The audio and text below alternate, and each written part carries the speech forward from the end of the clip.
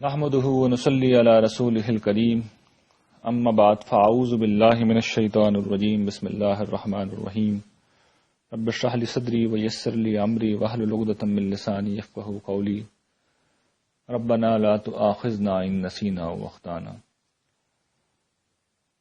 حاضرین گرامی قدر، قرآن کا مطلوب انسان میں ہم آج سورہ لقمان کا ایک مقام پڑھ رہے ہیں۔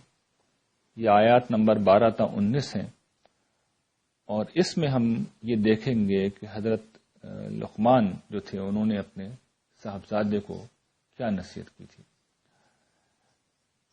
یہ ظاہر ہے کہ وہی مقامات ہیں جن میں اللہ تعالیٰ کی پسند ہمیں پتہ چل رہی ہے، ہمیں یہ معلوم ہو رہا ہے کہ کن چیزوں کو وہ اپنے بندوں میں دیکھنا چاہ رہے ہیں۔ تو اس مقام کو شامل کرنے کی وجہ یہ ہے کہ ایک تو یہ کہ اللہ تعالیٰ نے اسے ایک مطلوب رویے کے طور پر پیش کیا ہے، لیکن اس کی بڑی جو اہمیت ہے، بڑی سگنیفیکنس ہے، وہ یہ ہے کہ یہ جو لقمان تھے یہ کوئی پیغمبر نہیں تھے، یہ کوئی نبی نہیں تھے۔ ان کے پاس وہی ہدایت تھی جو کہ انسانی فطرت کے اندر ہوتی ہے، اور جو صالحین کی روایت ہے۔ اور جب ہم قرآن مجید کے اوپر اس کے دلائل کے اوپر بات کریں گے تو ایک دلیل پھر میں یہ بھی بیان کروں گا، اس کی تفصیل آپ کے سامنے رکھوں گا کہ قرآن مجید اپنی دعوت کو برحق ثابت کرنے کے لیے جو ایک استدلال کرتا ہے وہ یہ کرتا ہے کہ جو دعوت قرآن مجید پیش کر رہا ہے وہ تو ان معروفات کے مطابق ہے جو کہ صالحین کی روایت ہمیشہ سے رہی ہے، ہر دور میں رہی ہے۔ یہ انسانی فطرت کے عین مطابق ہے۔ انسانی معاشرے کے اندر جو چیز معروف رہی ہے، جن چیزوں کو اچھا سمجھا جاتا ہے، قرآن مجید تو انہی چیزوں کو اچھا بنا کے پیش کر رہا ہے، اور جن چیزوں کو برا سمجھا جاتا ہے تو قرآن مجید انہی کی برائی کو بیان کر رہا ہے۔ تو اس کے ثبوت میں اصل میں یہ جو ایک مقام ہے قرآن مجید نے پیش کیا ہے کہ ایک ایسا شخص جس کو خود تم بڑا آدمی مانتے ہو، جس کو تم حکیم مانتے ہو، جس کی تمہاری یہاں ایک عزت ہے، جس کی تعلیمات کے متعلق تمہارا خیال یہ ہے کہ یہ حکیمانہ تعلیم تھی، جس کی حیثیت تمہاری ہاں تمہاری تاریخ میں، تمہاری تہذیب میں، تمہاری ثقافت میں مسلم ہے، دیکھو اس کی تعلیم کیا تھی۔ تو اس حیثیت سے قرآن مجید نے اسے پیش کیا ہے۔ اور یہ کون تھے اس کے بارے میں چونکہ عرب کی جو تاریخ ہے وہ مدون اس طرح نہیں ہوئی ہے، تو شخصیات کا ریکارڈ تو موجود نہیں ہے، لیکن جو روایات ہم تک پہنچی ہیں اس سے معلوم ہوتا ہے کہ ایک نقطہ نظر یہ ہے کہ یہ حبشہ سے تعلق رکھنے والی کوئی شخصیت تھے، اور دوسری رائے جو میں زیادہ قرین قیاس مجھے محسوس ہوتی کہ یہ یمن کے جو عرب کا جنوبی حصہ ہے وہاں کے کسی قبیلے کے سردار تھے، اور بڑے ان کی عرب کی روایات میں، عرب کی شاعری میں ان کا ذکر آتا ہے، اور اس حیثیت میں آتا ہے کہ کوئی بڑے آدمی تھے اور ان کی حیثیت مسلم تھی، تو محسوس یہ ہوتا ہے کہ یہ دوسری بات ہی کچھ ان کے متعلق ٹھیک ہے۔ یہ کس موقع پہ نصیحت کی گئی؟ یہ محسوس یہ ہوتا ہے کہ سردار تھے، تو جس وقت یہ دنیا سے رخصت ہو رہے تھے اور اپنے بیٹے کو سرداری کا منصب یہ سونپ کے جا رہے تھے، تو انہوں نے اس موقع پر اپنے بیٹے کو کچھ نصیحتیں کی تھیں۔ تو ان کی پھر حیثیت اور بھی بڑی اہم ہو جاتی ہے کہ معاشرے کے جو اہم طبقات ہوتے ہیں، معاشرے کی جو اشرافیہ ہوتی ہے، کسی اچھے معاشرے کی اشرافیہ جو ہوتی ہے، اس کے لوگ اپنے بچوں کو کس طرح کی نصیحتیں کرتے ہیں۔ اور اسی سے پھر یہ بات بھی ہم سمجھ سکتے ہیں، اور آگے یہ چیز آ بھی جائے گی، قرآن مجید نے بھی اس کو نمایاں کیا ہے کہ والدین کو اپنی اولاد کو پھر اس طرح نصیحت کرنی چاہیے، انہیں سمجھانا چاہیے۔ تو یہ میں اب آپ کے سامنے آیات پڑھنا شروع کرتا ہوں، اور ان کا ترجمہ اور پھر ان کی شرح و وضاحت بھی ہم دیکھیں گے۔ ارشاد باری تعالیٰ ہے، وَلَقَدْ آتَيْنَا لُقْمَانَ الْحِكْمَةَ أَنِ اشْكُرْ لِلَّهِ وَمَن يَشْكُرْ فَإِنَّمَا يَشْكُرُ لِنَفْسِهِ وَمَن كَفَرَ فَإِنَّ اللَّهَ غَنِيٌّ حَمِيدٌ۔ ہم نے لقمان کو حکمت عطا کی تھی کہ اللہ کا شکر کرو، اللہ کے شکر گزار رہو، اور جو کوئی شکر گزار رہے گا، جو کوئی شکر ادا کرے گا، تو وہ اپنے آپ کے لیے ہی شکر ادا کرتا ہے، یہ اس کے اپنے لیے ہی مفید ہے، اس کا فائدہ اسی کو ہوگا۔ اس لیے کہ جو پروردگار عالم ہے وہ تو بے نیاز ہے اور اپنی ذات میں آپ محمود ہے۔ یہ آیات کا سادہ ترجمہ ہے۔ بات یہاں پہ کیا بیان ہو رہی ہے؟ یہ بیان ہو رہی ہے کہ اللہ تعالیٰ کہتے ہیں کہ ہم نے لقمان کو حکمت عطا کی تھی۔ حکمت کیا ہے؟ حکمت اصل میں جو کچھ مادی محسوسات مادی حقائق ہمیں نظر آ رہے ہوتے ہیں، جو ہمارے حواس کی گرفت میں آ رہے ہوتے ہیں، ان کے پیچھے جو اصل فلسفہ ہے، جو روح ہے، جو حکمت کار فرما ہے، جو حقیقت ہے ان کے پیچھے، اس حقیقت تک پہنچ جانا.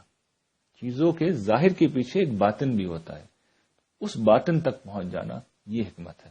اور دیکھیے وہ کمال درجے کی حکمت ہے، یعنی اس پر سب سے بڑی حکمت تک وہ پہنچے. سب سے بڑی حکمت کیا ہے؟ اس کو مجھے تھوڑا سمجھانا پڑے گا، اس لیے کہ بات بڑی ہے. دیکھیے اس دنیا میں جب انسان آنکھ کھولتا ہے تو یہ دیکھتا ہے کہ دنیا ایک ماں کی طرح اپنی آغوش اس کے لیے پھیلائے ہوئے ہے. اس کائنات میں ایک دسترخوان ہے نعمتوں کا جو اس کے لیے بچھا رکھا ہے. ہم اس دنیا میں آنے سے پہلے کیا دیکھتے ہیں کہ اپنے ماں کے وجود ہی کے اندر ہم پرورش کے سارے اسباب پاتے ہیں. یعنی ہم وہاں پہ غذا بھی پا رہے ہوتے ہیں، ہماری پرورش بھی ہو رہی ہوتی ہے، ہماری حفاظت بھی ہو رہی ہوتی ہے، ہمارے اعضاء قوا نمایاں ہو رہے ہوتے ہیں، بن رہے ہوتے ہیں، تشکیل پا رہے ہوتے ہیں. ہم ایک بدصورت اور قبیح وجود سے ایک خوبصورت اور دلکش وجود میں تبدیل ہو رہے ہوتے ہیں. پھر جب اس دنیا میں ہم آتے ہیں تو ہم یہ دیکھتے ہیں کہ ہمارا جسم کیا ہوتا ہے؟ ایک لوتھڑا ہوتا ہے. اس لوتھڑے کو بہرحال بڑھنے کے لیے، اس کو اپنی پرورش کے لیے، اس کو اپنی نگہداشت کے لیے غذا چاہیے، خوراک چاہیے. جو خوراک میں اور آپ کھاتے ہیں بچہ تو وہ نہیں کھا سکتا، نہ اس کے لیے ممکن ہوتا ہے، نہ اس کو دی جا سکتی ہے. تو اللہ تعالیٰ خصوصی اہتمام کرتے ہیں کہ اس کی ماں کے وجود کو ہی خوراک کا سرچشمہ بنا دیتے ہیں. یعنی اب دیکھیے ہوتا کیا ہے، خون، ہم جانتے ہیں انسانی جسم میں خون ہوتا ہے، جہاں پہ بھی آپ سوئی چبوئیں خون نکلے گا. خون دودھ میں تبدیل ہو جاتا ہے.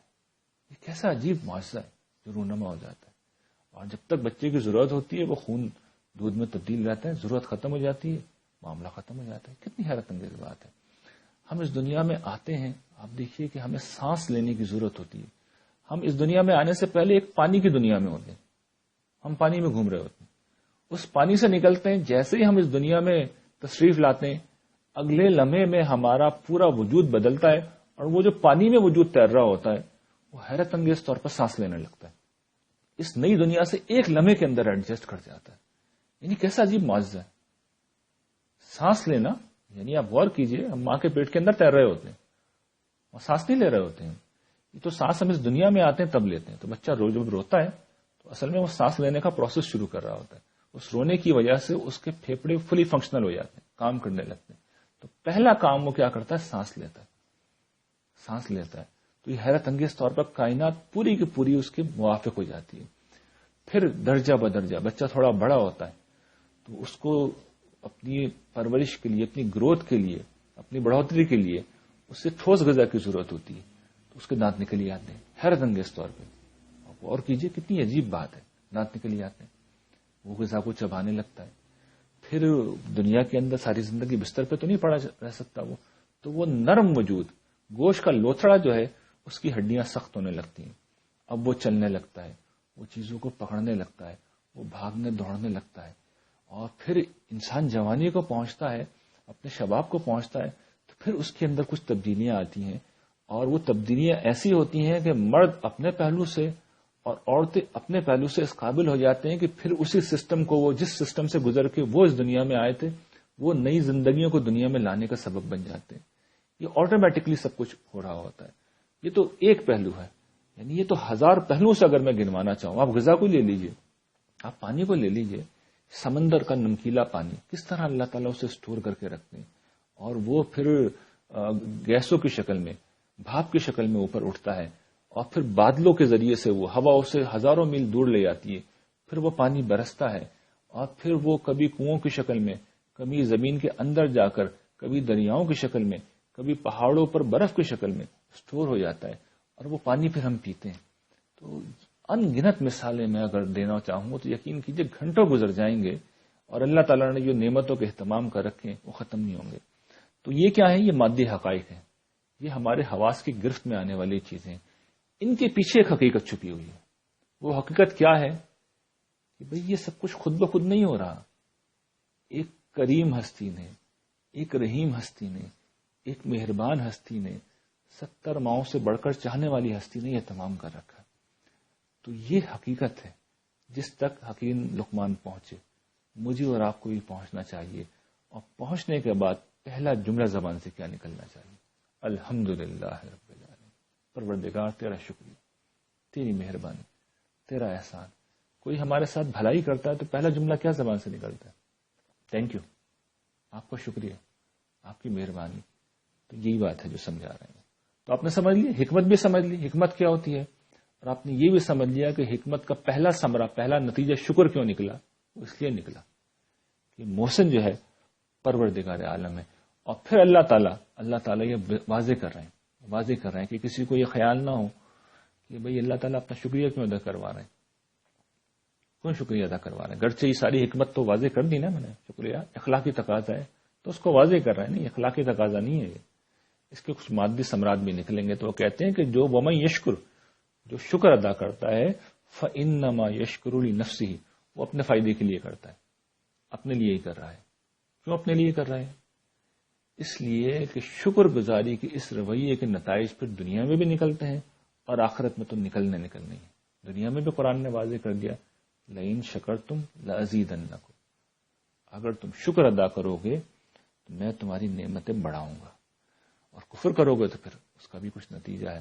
اور یہاں پہ بھی بیان ہو گیا کہ اگر کفر کرو گے، ومن کفر فإن اللہ غنی حمید، تو پھر یہ اللہ محتاج نہیں ہے تمہاری شکر گزاری کا، اس سے تمہاری کوئی پرواہ نہیں ہے، اس کے کوئی معاملات چلنے بند نہیں ہو جائیں گے، کچھ نہیں ہوگا اللہ تعالیٰ کو، وہ اپنی ذات میں محمود ہے، یعنی وہ بے پرواہ، اس سے تمہاری کوئی ضرورت نہیں ہے۔ بڑے خوبصورت دو کمال کے یہ لفظ ہیں، غنی مطلب کیا ہے؟ اس سے تمہاری کوئی ضرورت نہیں ہے، وہ بے نیاز ہے۔ آپ اللہ تعالیٰ کا کوئی، آپ اس کے ملازم نہیں ہیں کہ باس اگر کوئی کام کراتا ہے، تنخواہ دیتا ہے، اور ملازمین اگر ہڑتال پہ چلے جائیں تو باس کا کام بند ہو جائے گا۔ اللہ تعالیٰ کا کوئی کام بند نہیں ہوگا میرے آپ کے بغیر، کوئی کام بند نہیں ہوگا۔ نقصان کس کا ہوگا؟ ہمارا ہوگا، وہ بے نیاز ہے۔ اور وہ کیا ہے؟ حمید ہے۔ مطلب کیا؟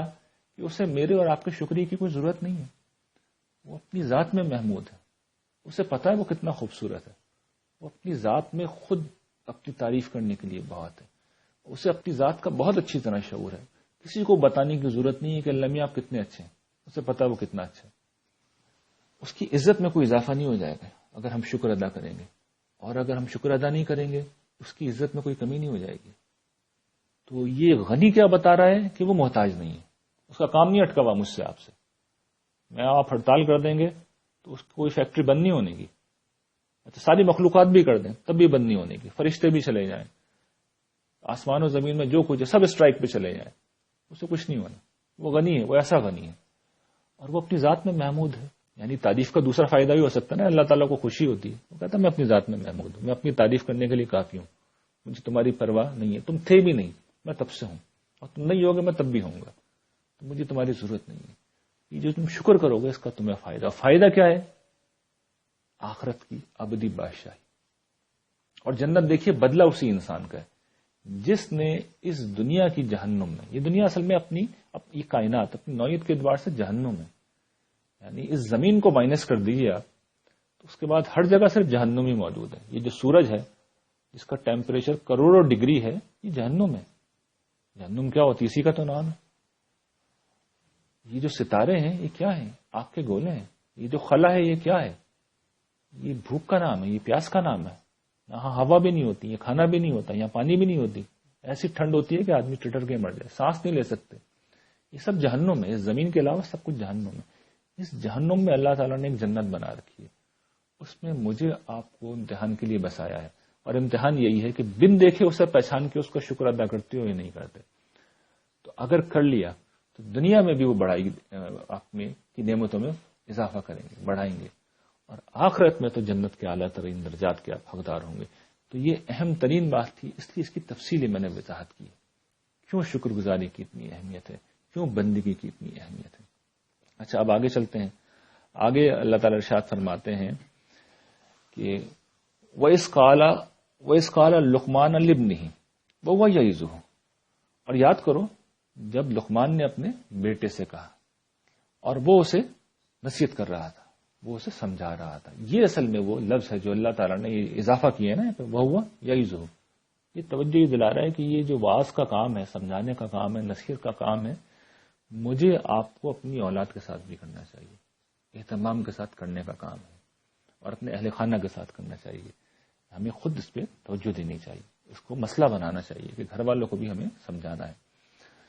میں بتا بھی چکا ہوں کئی موقع پہ شاید کہ میں اپنے گھر میں بھی ایک درس دیتا ہوں اپنے گھر والوں کو بٹھا کے، یعنی آپ لوگ ہی نہیں، میرے اصل مخاطب تو وہی ہیں، تو آپ لوگوں کو بھی یہ کام کرنا چاہیے۔ ضروری نہیں کہ آپ بھی تقریر کرنے لگیں، اللہ نے صلاحیت دی ہے تو یہ کام بھی کریں، اچھی باتیں بتا دیا کریں، کچھ نہیں تو یہی باتیں سنا دیا کریں، یہ کرنے کا کام ہے، یہ کرنا چاہیے۔ وہ اس قال لقمان لابنہ، اور جب یاد کرو لقمان نے اپنے بیٹے سے کہا وہ یعظہ، اور وہ اسے نصیحت کر رہا تھا، یعنی اہتمام کے ساتھ یہ معاملہ کیا تھا۔ تو نصیحت کہاں سے شروع کی؟ یا بنیا، میرے بیٹے، میرے پیارے بیٹے، لا تشرک باللہ، دیکھو اللہ کے ساتھ کسی کو شریک نہ کرنا، ان الشرک لظلم عظیم، شرک بہت بڑا ظلم۔ یعنی انہوں نے اب جو نصیحت شروع کی ہے وہ یہاں سے کی ہے کہ میرے بیٹے، کیونکہ دیکھیے زمانہ قدیم میں سب جگہ شرک پھیلا ہوا تھا، تو ایک پاکستانی معاشرے کے اندر آپ رہ رہے ہیں، یہاں پہ شرک کے اتنے آثار نہیں ہیں، لیکن آپ فرض کر لیں ہندوستان میں رہ رہے ہیں جہاں پر ہر جگہ شرک کے آثار ہیں، تو فطری طور پہ آپ نصیحت پھر یہیں سے شروع کریں گے، بیٹا شرک کے قریب بھی مت جانا۔ تو یہ خاص اس پس منظر میں ہے، لیکن ویسے بھی ہمیں اپنے بچوں کو یہیں سے شروع کرنا چاہیے، اللہ سے ہی متعارف کرانا چاہیے، اس کی نعمتوں کے بارے میں، اس کے احسانات کے بارے میں، اور یہ توجہ دلانی چاہیے کہ میرے بچوں اللہ کی عبادت کیا کرو، اس کے ساتھ کسی کو شریک مت کیا کرو۔ تو یہ اللہ تعالیٰ نے یہاں پہ یہ بات چونکہ بار بار زیر بحث آ چکی ہے، یہاں پر ایک چیز بس نمایاں یہ کرنی مقصود ہے، ان الشرک لظلم عظیم، شرک بہت بڑا ظلم ہے۔ کیوں ظلم کہا گیا ہے؟ اس لیے کہا گیا ہے کہ اللہ کا یہ حق ہے اس کو ایک مانا جائے، یہ اس کا حق ہے۔ تو جس وقت یہ حق نہیں دیا جائے گا تو یہ کیا ہوگا؟ ظلم ہوگا۔ ظلم کی تعریف ہی یہی ہے، اور عدل کی تعریف ہم پڑھ چکے ہیں کہ عدل کیا ہے؟ حقدار کو حق دینا۔ ظلم کیا ہے؟ کہ جس کا جو حق بنتا ہے وہ نہ دیا جائے۔ تو سب سے بڑا ظلم یہ ہے کہ اللہ پروردگار جس نے سب کچھ ہمیں دیا ہے، ہم اس کی عبادت کرنے کے بجائے دوسروں کی عبادت کریں اور اس کے ساتھ کسی کو شریک کریں، اس کی بندگی میں، اس کی ذات میں، اس کی صفات میں، اس کے اختیارات میں۔ تو یہیں سے انہوں نے نصیحت شروع کی ہے۔ قرآن مجید نے اور بھی کئی مقامات پر شرک کی شناخت اسی طریقے سے بیان کی ہے۔ ایک جگہ اللہ تعالیٰ قرآن مجید میں سورہ نساء میں 2 جگہ ایک ہی بات کہتے ہیں، ان اللہ لا یغفر ان یشرک بہ ویغفر ما دون ذلک لمن یشاء، اللہ تعالیٰ بس اسی بات کو معاف نہیں کریں گے کہ ان کے ساتھ شرک کیا جائے، اس کے علاوہ وہ جس گناہ کو چاہیں گے اور جس شخص کے لیے چاہیں گے معاف کر دیں گے۔ تو شرک ایک ایسی چیز ہے جس کی معافی کا کوئی امکان نہیں ہے۔ اچھا، یہ اب جو اگلی آیت ہے جملہ تضمین کے جملے، یعنی اب یہ حضرت لقمان کا کلام نہیں ہے، یہ اللہ تعالیٰ نے اپنی طرف سے ڈالا۔ اور اب آپ دیکھیے یہ اللہ تعالیٰ کی جو کمال شخصیت ہے، شخصیت کی عکاسی ہوتی ہے نا باتوں سے، یعنی حضرت لقمان نے اللہ تعالیٰ کے بارے میں نصیحت کی، اپنے بارے میں کچھ نہیں کہا کہ میرے بھی کچھ حقوق ہیں، یہ ازراہ انکساری کچھ اس وقت شاید اس موقع پہ نہ کہا ہو، لیکن اللہ تعالیٰ کتنے قدردان ہیں کہ میرے بندے نے میرے بارے میں کہا تو انہوں نے سلسلہ کلام روکا۔ اب وہ بتا رہے ہیں کہ نہیں، ماں باپ کے بھی کچھ حقوق ہوتے ہیں، ٹھہرو سن لو۔ تو اب دیکھیے یہ تضمین کی آیات ہیں، اللہ تعالیٰ بھی کہہ رہا ہے، یہ حکیم لقمان کی نصیحت کا حصہ نہیں ہے۔ وہ کہتے ہیں وَوَصَّيْنَا الْإِنسَانَ بِوَالِدَيْهِ، ہم نے انسان کو یہ نصیحت کی ہے، یہ کیا نصیحت کی ہے؟ کہ والدین کے ساتھ حسن سلوک کریں۔ ہم نے یہ نصیحت کی، اس موقع پہ خاص طور پہ توجہ دلا رہے ہیں، کیونکہ یہ ہے اب وہ حقوق بتا رہے ہیں کہ کیا کیا ہے، تمہارے والدین کی کیا خدمات ہیں، اور خاص طور پر تمہاری ماں کی۔ حملتہ امہ وہنا علی وہن وفصالہ فی عامین ان اشکر لی ولوالدیک الی المصیر۔ وہ کہتے ہیں کہ دیکھو اس کی ماں نے اسے دکھ پر دکھ جھیل کے، تکلیف پر تکلیف اٹھا کے اسے اپنے پیٹ میں رکھا، ٹھیک ہے، پیٹ میں رکھا، اور پھر یہ بھی سب جانتے ہیں جب پیٹ میں رکھا تو دکھ جھیل کے ہی اسے جنا بھی۔ یہاں تو یہ بات بیان نہیں ہوئی، یہاں مقدر ہے، دوسری جگہ پہ اللہ نے کھولا بھی ہے اس بات کو۔ اور پھر 2 برس کے اندر عام طور پر دودھ جو ہوتا ہے، دودھ چھڑانے کا عمل ہوا۔ تو وہی کہتے ہیں کہ یہ ہے والدین، یہ ہے ماں، یہ ہے باپ۔ تقاضا کیا ہے؟ کہ میرا بھی شکریہ ادا کرو اور اپنے والدین کا بھی شکریہ ادا کرو۔ کیوں شکریہ ادا کرو؟ کہ تمہیں میرے پاس الی المصیر، میرے پاس لوٹ کے آنا ہے، اور جب آؤ گے جب آؤ گے تو میں پوچھوں گا. یعنی بیان تو نہیں ہوئی یہ بات یہاں پہ، لیکن اس کا حوالہ دینے کا مقصد یہ ہے کہ میرے پاس آؤ گے تو میں پوچھوں گا، سوال کروں گا. تو یہ چیز کیا ہے؟ یہ اصل میں ماں باپ کی عظمت ہے. اور یہاں پر خاص طور پہ اللہ تعالیٰ نے ماں کو بہت نمایاں کیا، بلکہ ماں ہی کو نمایاں کیا. کیوں نمایاں کیا؟ ایک تو دیکھیے اس کی خدمات زیادہ ہے، اس میں کوئی شک ہی نہیں ہے. باپ پیٹ میں نہیں رکھتا، باپ جنتا بھی نہیں ہے، باپ دودھ بھی نہیں پلاتا. باپ بے شک بڑی محنت کرتا ہے، مال کماتا ہے، بہت کم اپنے اوپر خرچ کرتا ہے، زیادہ تر وہ اپنے بیوی بچوں کے اوپر خرچ کر دیتا ہے. لیکن ماں چونکہ 3 اضافی کام کر رہی ہوتی ہے، تو رسول اللہ صلی اللہ علیہ وسلم نے پھر اس کو بیان کیا ہے کہ ماں کا حق 3 گنا زیادہ ہے، وہ انہی 3 کاموں کی وجہ سے. یعنی ماں پیٹ میں رکھتی ہے تکلیف اٹھا کے، یہ کوئی آسان کام نہیں ہوتا. میں تو اسے اکثر بیان کرتا ہوں کہ اولاد کیا ہوتی ہے، ایک بیماری ہوتی ہے جو ماں کو لگ جاتی ہے 9 مہینے تک. تو ماں اس بیماری کو خوشی خوشی سہتی ہے. پھر پیدائش کا عمل بہت تکلیف دہ ہوتا ہے، وہ اس کو بھی برداشت کرتی ہے. اور پھر یہ جو دودھ پلانا ہے، یہ کوئی آسان کام نہیں ہوتا. یعنی بچہ سونے نہیں دیتا بعض اوقات، اسے تو بھوک لگے گی اور 2 گھنٹے بعد بھی لگے گی، تو وہ سوتے میں سے اٹھا دیتا ہے. نہ آپ نیند لے سکتے ہیں، نہ سکون ہو سکتا ہے آپ کو. ہر وقت آپ کی توجہ اسی کے اوپر رہے گی کہ بچہ بھوکا نہ رہے. تو یہ کیا ہے؟ یہ ماں کی بہت بڑی خدمت ہے. تو رسول اللہ صلی اللہ علیہ وسلم نے اسی طرف توجہ دلائی ہے کہ پھر ماں کا حق 3 گنا ہے. اور پھر عام طور پہ ہوتا بھی یہی ہے، ماں صنف نازک بھی ہے، کمزور بھی ہے، دل بھی چھوٹا ہوتا ہے ماؤں کا. ظاہر بات ہے معاشی طور پہ بھی وہ ڈیپینڈنٹ ہوتی ہیں. باپ بالعموم مرد پہلے مر جاتے ہیں جرائم میں، حادثات میں. ان کی جو فطری طور پہ عمر ہوتی ہے وہ بھی کم ہوتی ہے، کم جیتے ہیں. تو ماں عام طور پہ باقی رہ جاتی ہے. اس کے برعکس بھی ہوتا ہے، عام طور پہ مائیں باقی بچتی ہیں. تو یہ سارے پہلوؤں سے توجہ دلائی ہے کہ ماں کا زیادہ خیال کرو. تو رسول اللہ صلی اللہ علیہ وسلم نے بھی اس کی طرف توجہ دلائی ہے. دونوں کا ہی بہت حق ہے. یعنی ماں کے قدموں تلے جنت ہے، تو باپ کے بارے میں بھی یہ کہا گیا جنت کا دروازہ ہے، لیکن ماں کا بہرحال حق بہت زیادہ ہے. اور اس کو جن لوگوں کو ملی ہے ماں، ان کا نصیب ہے، خوش نصیب ہے وہ. استثناء کیا ہے؟ استثناء کیا ہے؟ وہ یہ ہے کہ جو اس دور میں عرب میں ہو رہا تھا، وَإِن جَاهَدَاكَ عَلَىٰ أَن تُشْرِكَ بِي مَا لَيْسَ لَكَ بِهِ علم، کہ اگر وہ تجھے مجبور کریں کہ اس بات پہ کہ میرے ساتھ کسی کو شریک کرو اور جس کا تمہیں کوئی علم نہیں ہے، کوئی دلیل نہیں ہے. مطلب کیا؟ علم نہیں ہے، کوئی دلیل نہیں ہے جس کے حق میں، شرک کے حق میں کوئی دلیل نہیں ہے. تو پھر اللہ تعالیٰ کیا کہتے ہیں؟ فَلَا تُطِعْهُمَا، پھر ان کی بات نہ ماننا، پھر ان کی بات نہ ماننا. وَصَاحِبْهُمَا فِي الدُّنْيَا مَعْرُوفًا، ہاں دنیا میں ان کے ساتھ اچھے طریقے سے، بھلے طریقے سے معاملہ کرتے رہنا. یعنی معاملہ اپنا غلط نہیں کرنا، معاملہ ٹھیک رکھنا، لیکن والدین کی بات پھر نہیں ماننی. اس معاملے میں آپ کو اسٹینڈ لے لینا ہے. اور یہ قرآن نے توجہ دلائی ہے. اور اسی طریقے سے باقی معاملات میں بھی یہ ہے کہ اگر وہ کسی ظلم کی طرف، مسلمہ برائی کی طرف بلا رہے ہیں، تو پھر والدین کے خلاف بھی ہمیں اسٹینڈ لینا چاہیے، لیکن یہ مسلمہ برائی ہونی چاہیے. عام طور پر بالعموم والدین اس طرح نہیں کرتے، لیکن گھروں میں ہوتا ہے جب جھگڑے ہوتے ہیں تو والدین بارہا یہ کرتے ہیں. ایک مثال ہے کہ بہوؤں کے خلاف بڑے سخت اسٹیپ لیتے ہیں اور معاملہ بعض اوقات ظلم و زیادتی کی طرف چلا جاتا ہے. تو اس وقت پھر انسان کو اسٹینڈ لینا چاہیے. اور بھی 10 شکلیں ہو سکتی ہیں، میں نے تو ایک عام جو ہماری مثال دی ہے ہوتا ہے اس کی ایک مثال دی ہے. ظلم میں ساتھ نہیں دینا چاہیے. یہ جو ہمارے یہ کہا جاتا ہے کہ بیوی کو طلاق دے دو، ماں باپ کہیں تو دے دینی چاہیے، کم سے کم قرآن مجید اس طرح کی کوئی بات تائید نہیں کرتا. تو یہ ہمیں سمجھ لینا چاہیے کہ ماں باپ کا حق سر آنکھوں پہ، خدمت اسی طرح رہے گی، حسن سلوک ویسا ہی رہے گا، لیکن گناہ اور شرک ان جیسے کاموں میں والدین کی پیروی نہیں کی جا سکتی. پیروی کس کی کرنی ہے؟ وَاتَّبِعْ سَبِيلَ مَنْ أَنَابَ إِلَيَّ، پیروی انہی لوگوں کی کرنی ہے جنہوں نے میری طرف رجوع کیا ہے. ثُمَّ إِلَيَّ مَرْجِعُكُمْ، کیوں؟ کیونکہ پھر تمہیں لوٹ کے میرے پاس ہی آنا ہے، تمہارا لوٹنا میری ہی طرف ہے.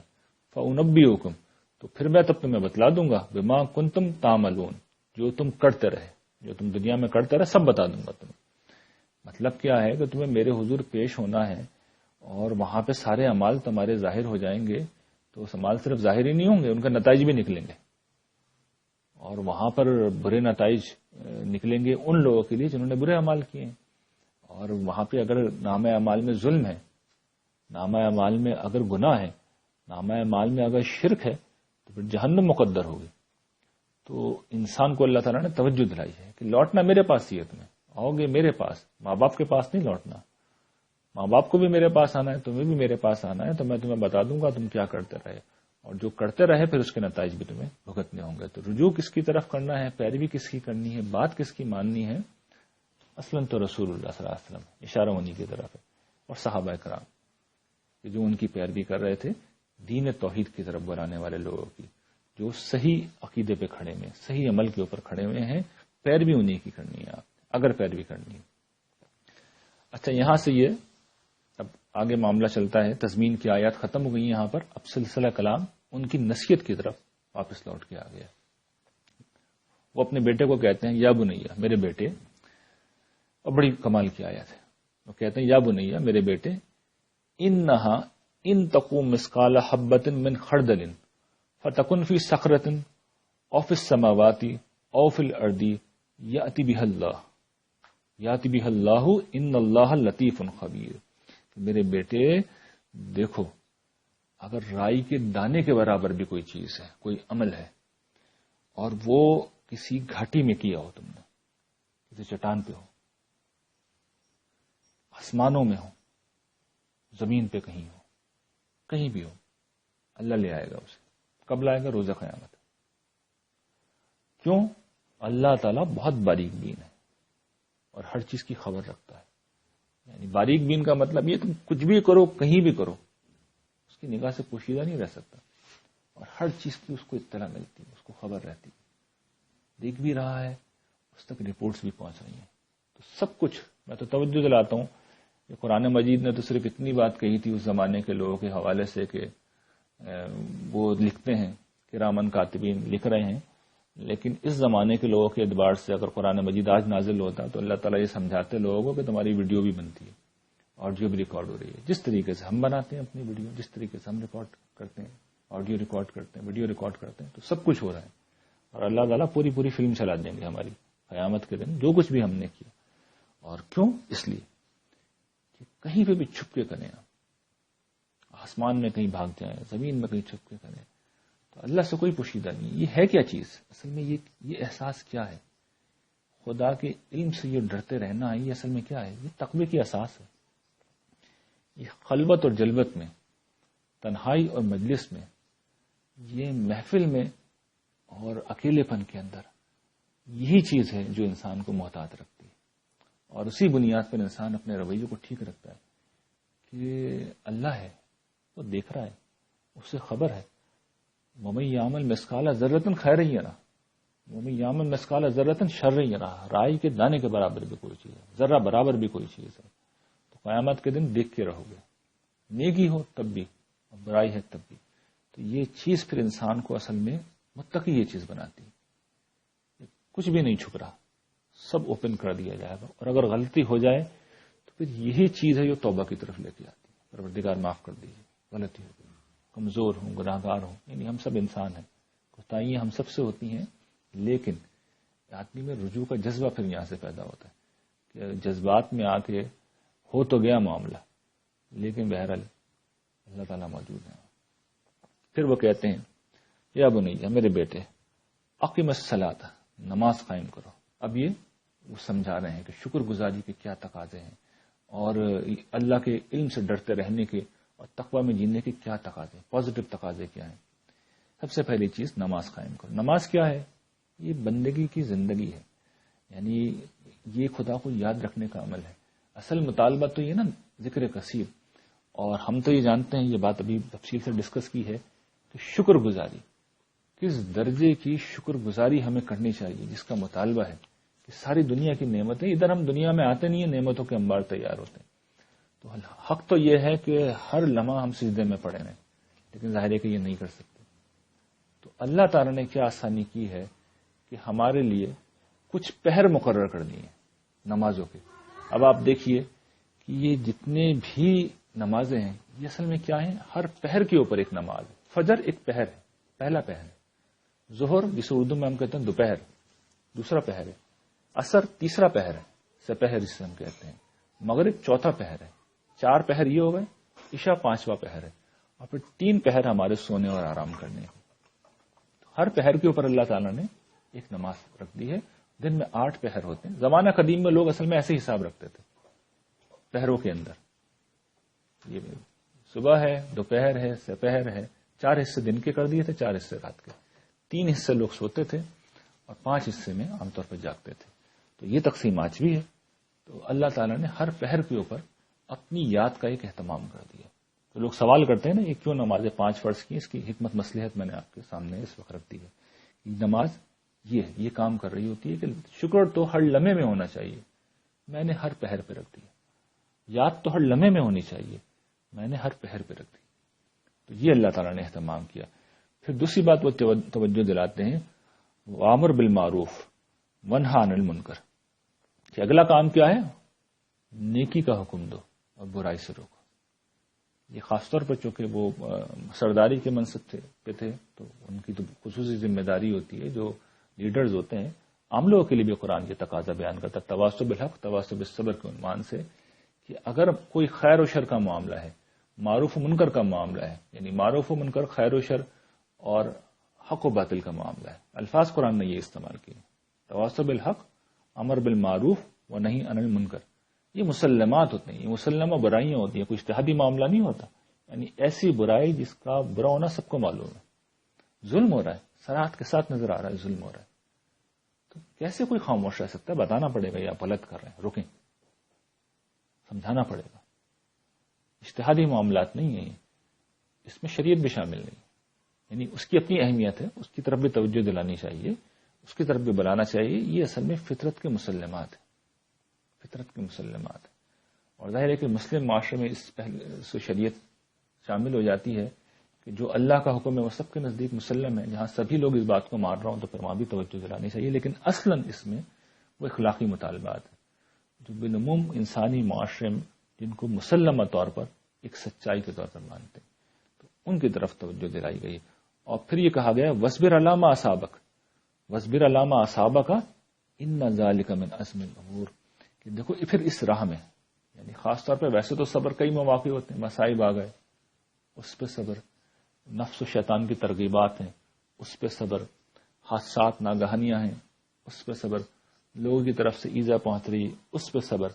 لیکن یہ خاص طور پہ جس پس منظر میں بات کہی جا رہی ہے کہ جس وقت انسان امر بالمعروف اور نہی عن المنکر کرنے کے لیے کھڑا ہوتا ہے تو دیکھیے آپ کو پھر ریزنمنٹ کا سامنا کرنا پڑتا ہے، آپ کو مزاحمت کا سامنا کرنا پڑتا ہے، لوگوں کی طرف سے رد عمل آتا ہے، لوگ پھر کھڑے ہوتے ہیں. آدمی یہ بولتا ہے کہ بھئی میں کیوں اپنی پوزیشن کو خراب کروں، میں کیوں کسی کے معاملے میں ٹانگ ڈالوں اس لیے کہ لوگ برا بھلا پھر مجھے سننے کو ملے گا. اچھا لوگ اس موقع پہ تو شاید خاموش ہو جائیں، مجھے بھی پھر فیتا لے کے لوگ اسی طرح ناپنے لگیں گے، خواہ میں بھی نشانے پہ آ جاؤں گا. قرآن کہتا نہیں، آتے ہو نشانے پہ تو آ جاؤ، آپ غیر جانبدار نہیں رہ سکتے. حق و باطل کی اگر جنگ ہو رہی ہے تو آپ پھر غیر جانبدار نہیں رہ سکتے، آپ کو کوئی سائڈ لینی ہوگی. اور پھر قرآن یہ کہتا ہے پھر اس راہ میں جو مشکل آئے اس کو برداشت کرو. تو یہ قرآن مجید کی نصیحت ہے، اور یہ قرآن مجید اللہ تعالیٰ اپنے بندوں کو سمجھاتے ہیں اور یہ کہتے ہیں کہ یہ بہت بڑی بات ہے. یہ وہ باتیں جن کی بڑی تاکید کی گئی ہے، یہ بہت بڑی ہمت کا کام ہے. یعنی یہ سارے کام جو ہیں یہ بڑی چیزیں ہیں، یہ کوئی معمولی بات نہیں، خاص طور پر یہ آخری کام. پھر یہ تو کیا تھے؟ مثبت چیزیں تھیں، شکر گزاری کے مثبت تقاضے. اب کچھ منفی چیزیں بھی ہوتی ہیں تو اس سے روکا گیا ہے. وہ کرنا تھا، ڈوز تھے، یہ ڈونٹس آ رہے ہیں.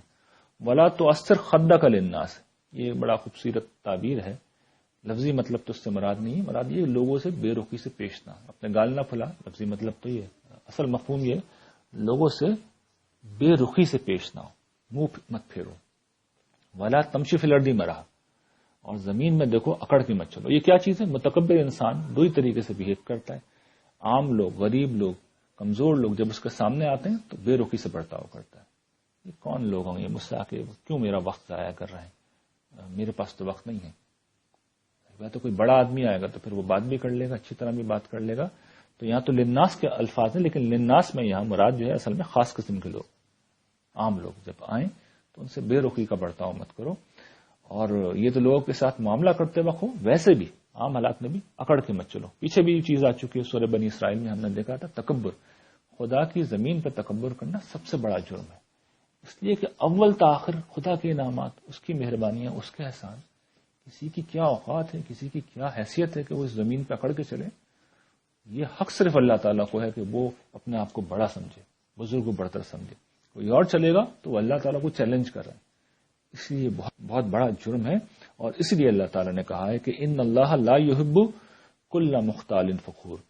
اللہ تعالیٰ کسی اترانے والے، کسی خود پسند، کسی فخر جتلانے والے، کسی متکبر انسان کو پسند نہیں کرتے. پسند نہیں کرتے مطلب نفرت کرتے ہیں. اس لیے کہ یہ ان کو چیلنج کرنے کے مترادف ہے. یہ ان کا حق ہے. بڑائی جتلانا، اپنے آپ کو بڑا سمجھنا، یہ ان کا حق ہے. یہ ان کی صفت ہے کہ وہ متکبر ہیں، المتکبر ہیں. انسان کسی صورت یہ کام نہیں کر سکتے. تو انسانوں کو کیا کرنا چاہیے؟ سراپا عجز، سراپا عاجزی، سراپا انکساری، اور بالخصوص لیڈرشپ کو. جس پس منظر میں ذکر ہو رہا سردار کے بیٹے ہیں تو ان کو تو اس کا بڑا خصوصی اہتمام کرنا چاہیے. پھر اب اگلی بات کیا کہی گئی ہے؟ وقصد فی مشی کا، کہ اپنی چال میں اعتدال اختیار کرو. وغضض من صوتی کا، اور اپنی آواز کو پست رکھو. ان انکر الاصوات لصوت الحمیر، کیونکہ دیکھو سب سے زیادہ جو بری آواز ہوتی ہے وہ گدھے کی آواز ہوتی ہے. کیا سمجھا رہے ہیں اللہ تعالیٰ؟ یہ وہی ہے نا سورہ فرقان میں ہم پڑھ چکے ہیں، وعباد الرحمن الذین یمشون علی الارض ہونا. تو وہاں جو ہون کہہ کے بات کہی گئی تھی، عاجزی کی چال چلتے ہیں، تو قرآن نے اسے یہاں پہ واضح کر دیا کہ مریل چال چلنا مراد نہیں ہے. مطلب یہ کہ اکڑ کے مت چلو، درمیانی چال، اعتدال کے ساتھ چلو. اور لوگوں سے چیخ چیخ کے بلند آواز سے بات نہ کرو. یہ اصل میں متکبرین کا خاص اسٹائل ہوتا ہے.